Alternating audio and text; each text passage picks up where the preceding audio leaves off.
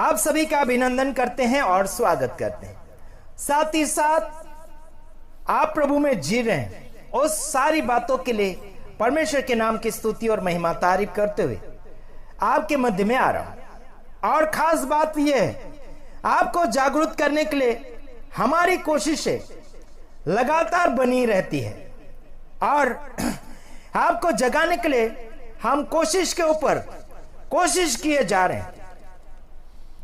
क्या किए जा रहे हैं? कोशिश के ऊपर कोशिश किए जा रहे हैं आप सभी को महापरमेश्वर के अनुग्रह में बढ़ाने के लिए कोशिश है और लगातार आपको बढ़ाने के लिए कोशिश हम कर रहे हैं। और आप कभी भी घटने के लिए कोशिश बिल्कुल मत करना। प्रभु आप सबके साथ है और साथ ही साथ हम लोग भी आपके साथ हैं। तो आइए देख लेते हैं कुछ वचन के द्वारा। और यहां पर लिखा गया है आपका जीवन कैसे होना चाहिए। तो आइए देखते हैं 2 कुरिन्थियों उसका 10 अध्याय उसका क्या 4 वचन से 5 वचन तक हम देखेंगे। 2 कुरिन्थियों उसका 10 अध्याय उसका 5 यानी कि 4 वचन से आगे तक। हाँ, आपकी और मेरी लड़ाई किसी और अन्य सांसारिक रीति से नहीं है।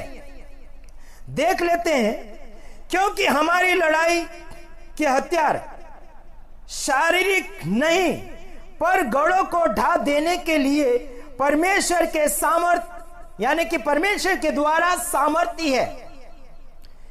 हेलो, अलग अलग प्रकार के गढ़ों को ढाने के लिए, गिराने के लिए जो शैतानिक है ना, आपके और मेरे पास क्या है? आप और मैं क्या है? परमेश्वर के द्वारा हम सामर्थ्य है। आपके अंदर मेरे अंदर जो सामर्थ्य है, जो दुनिया के हथियार काम नहीं कर सकते, आपके अंदर वाला सामर्थ्य काम कर देगा। दुनिया की तलवार जो काम नहीं करेगी, वो आपके अंदर वाला सामर्थ्य काम कर देगा। बल्कि आपको प्रार्थना की आवश्यकता है, आपको प्रभु में मजबूती की आवश्यकता, प्रभु में आपको जड़ पकड़ने की आवश्यकता है। हेलो, समझ में नहीं आ रहा है क्या? क्योंकि हमारी लड़ाई के हथियार सांसारिक नहीं बल्कि संसार के हथियार आजकल रखे हुए हैं। कुछ लोगों ने बॉडीगार्ड रखा है, कुछ लोगों ने बंदूक रखी है, कुछ लोगों ने हथियार और छुरा और चाकू रखा है। कई जगह मैंने देखा है। आपको कहना चाहता हूं, आपके और मेरे लिए संसार में झगड़ा करने के लिए हथियार की जरूरत नहीं, बल्कि आप प्रभु परमेश्वर के द्वारा सामर्थ्य है। आगे लिखा है, देखो, पर गढ़ों को ढा देने के लिए परमेश्वर के द्वारा सामर्थ्य है। क्या है? परमेश्वर के लिए आप सामर्थ्य है। परमेश्वर आपके लिए सामर्थ्य है। गढ़ों को ढा सकते हैं, कोई भी प्रकार के गढ़। कई लोगों को, कई सेवकों को मूठ लग जाती है, झाड़ा फूकी करते, कोई जादू टूना करते, वो सेवकों के कमरों में लग जाते, पर टेढ़ा टेढ़ा और है झुकता हुआ आता है। फिर बोलते हैं प्रार्थना कीजिए हमारे लिए, कमर में मूठ लग गई, पीठ में मूठ लग गई और पेट में क्या हो गया? फिर बोलते कलेजे में प्रॉब्लम हो रही। संसार के हथियारे, संसार के शक्तियों के सामने आप सामर्थ्य होना चाहिए। एक्सक्यूज मी, ध्यान देना चाहिए आपको। संसार के कुछ लोग क्या बोलना चाहिए? धारिया, जैसे आदिवासियों में मध्य प्रदेश के अंदर धारिया लगते, बड़ा लंबा सा ऐसा दराता होता है, उसको धारिया कहा जाता है। और कुछ तलवारें रख रहे, कोई तो धनुष बाण रख रहे हैं, जैसे राम रखता है धनुष बाण, है ना, तीर रखता है, वैसे आजकल लोग आदिवासियों में रखते चले जा रहे हैं, है ना। कहते हैं हम सुरक्षा के लिए रख रहे हैं। एक जगह तो कोई और कुछ एक सेवक हथियार लेकर आया था, उसको शर्म आना चाहिए। मैं आपको कहना चाहता हूं, कुछ लोग बॉडीगार्ड रख रहे हैं, है ना, बड़ी बड़ी हस्ती वाले, बड़े बड़े दान डोनेशन वाले, उनके पास क्या है? 10-10, 15-15 बॉडीगार्ड रखे गए। उनको डर छाया हुआ है, क्योंकि इनके अंदर परमेश्वर का सामर्थ्य अगर है तो दुनिया की शक्ति को साथ में लेकर क्यों घूम रहे हैं? यह मेरा कहना है। बड़े बड़े और छोटे छोटे सब की हवाएं निकल रही हैं मेरे संदेश के द्वारा। आपको कहना चाहता हूं मैं। आगे लिखा देखो, इसमें लिखा, सो हम कल्पनाओं को और हर एक ऊंची बात को जो परमेश्वर की पहचान के विरोध में उठती है खंडन करते हैं, और हर एक भावना को कैद करके मसीह का आज्ञाकारी बना देते हैं। देखो, मसीह का आज्ञाकारी बनाओ आपकी भावनाओं को, आपके विचारों को। मसीह के विरोध में जो भावनाएं उठती, जो विचारें उठते, उनको खंडन करो, उनको समाप्त करो। लेकिन लेकर चले जा रहे हैं, यहां मना किया गया ये मत करो, ये मत लो, फिर भी भावनाएं इस्तेमाल करते चले जा रहे हैं। लेकिन यहां मसीह के विरोध में, परमेश्वर के विरोध में जो भावनाएं हैं, जो बातें हैं, उनको खंडन करना चाहिए। बल्कि खंडन नहीं किया जा रहा है, लेकिन आज्ञाओं के साथ मिलाते चले जा रहे हैं। यहां पर लिखा गया है कि ये हटा दो इनको और इनको कैद करो। ऐसी भावनाओं को कैद कर दो, रोक दो, समाप्त कर दो। लेकिन इनको उल्लाना दिया जा रहा है, इनको और चार्ज किया जा रहा है, इनको और उठाया जा रहा है। ऐसी भावनाओं को, ऐसे विचारों को धार्मिकता में मिलाया जा रहा है। लेकिन यहां का खंडन कर दो इसे।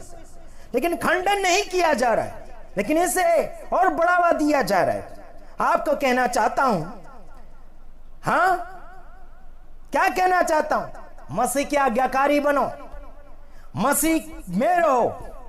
मसीह जो कहता है वो करो। बढ़ाना है तो बढ़ाओ, घटाना है तो घटाओ, खंडन करना है तो खंडन करो, उसे और आगे बढ़ाना तो बढ़ाओ, उपजाऊ बनाओ, नहीं तो नहीं। सीधी और सिंपल बातें आपको कहना चाहता हूं। जो मसीह के विरोध में है उस बात को खंडन करो, है जी। और परमेश्वर की भावनाओं को जानो। कौन सी भावना खंडन के लायक है, कौन सी भावना कैद के लायक है, उसे कैद करो और मसीह के आज्ञाकारी बना दो। हेलो, क्या सोच रहे हैं? सोचने में मजबूर मत हो, आगे बढ़ते चले जाओ, वरना तुम्हारी खैर नहीं। इतना याद रखना, आगे सुधारा करो, वरना गई भैंस पानी में। अगला वचन रोमियो 12 का 2 वचन।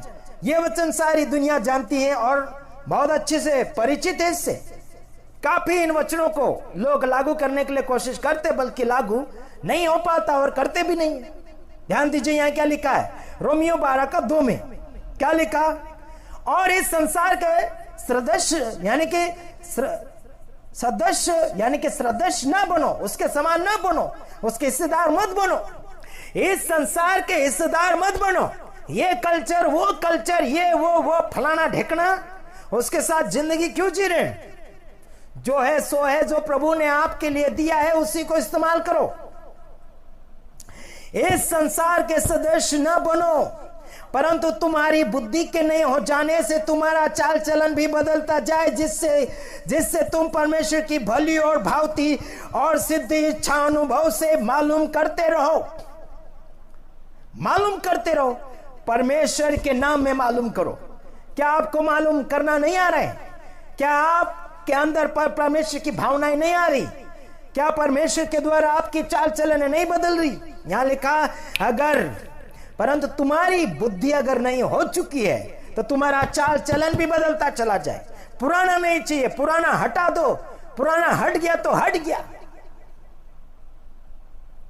सिद्ध इच्छा से अनुभव करो और मालूम करो कि परमेश्वर की इच्छा क्या है, उसकी मर्जी क्या है, उसे मालूम करो। सिद्ध इच्छा से, दुष्ट और अशुद्ध इच्छा से नहीं, बल्कि शुद्ध इच्छा से अनुभव करो, चेक करो, मानो, जानो, आगे बढ़ो और दूसरे को आगे की ओर ले चलो। क्या सोच रहे हैं? आपकी भावनाएं शुद्ध नहीं है, आपके विचार, आपका सोचना शुद्ध नहीं है। बदलते चले जाओ, बदलते चले जाओ, बदलाते चले जाओ और आपको आपके अंदर की माहिरता दिखेगी। तब जब प्रभु की इच्छा के अनुसार उसकी नई भावनाओं में और सिद्ध इच्छाओं में बढ़ते चले जाओगे, तब संसार के सदस्य ना बनो, संसार के समान मत बनो, संसार के व्यवहारिक जीवन में भाग ना लो, वरना तुम्हारी खैर नहीं। आशीष राजकुमार दुनिया से समझौता नहीं, प्रभु से समझौता करता है। बात करते हो ना तुम कल्चर मल्चर फलचर फलचर की, जो है सो है, उस हिसाब से रहने दीजिए, मिक्सिंग मत करो, वरना तुम्हारी खटिया खड़ी करके रख दूंगा। दूसरे वीडियो में आ रहा हूं, तब तक ले यहीं पर हम विराम करते हैं। God bless you. प्रभु आप सबको आशीषित करें। आमीन।